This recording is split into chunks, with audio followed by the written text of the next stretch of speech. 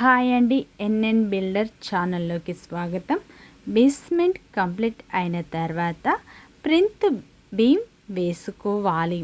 దీనికి ముందుగా చేసే పద్ధతి, మనకు గోడలు ఎక్కడెక్కడ వస్తాయో ఇటుకతో అయినా మాల్తో అయినా మార్కింగ్ వేసుకోవాలి. మార్కింగ్ వేసే ముందు రూముల కొలతలు 1-2 సార్లు చెక్ చేసుకోవాలి. తర్వాత రోజు సలాక కట్టుకోవాలి. అయితే దీని తర్వాత బాక్సులు పెట్టి బీములు పోసుకోవాలి.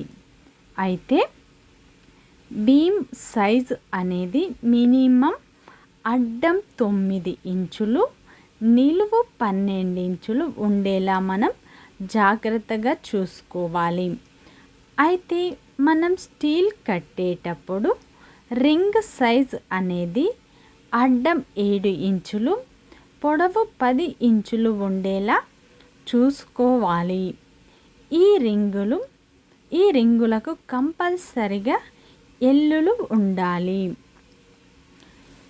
అప్పుడే దానికి గ్రిప్ చాలా బాగుంటుంది. బీములు వేసేటప్పుడు కంపల్సరిగా వైబ్రేట్ పెట్టుకోవాలి. ఎందుకనగా ఆనికోమ్స్ రాకుండా ఉండటానికి. దీనికి మిల్లర్ వేసుకోవాలి.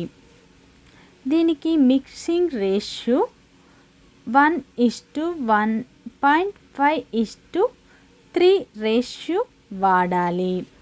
తర్వాత మంచిగా లెవెల్ చేసుకోవాలి. లెవెల్ చేసిన 1 గంట తర్వాత బీమ్ టాపులో లైన్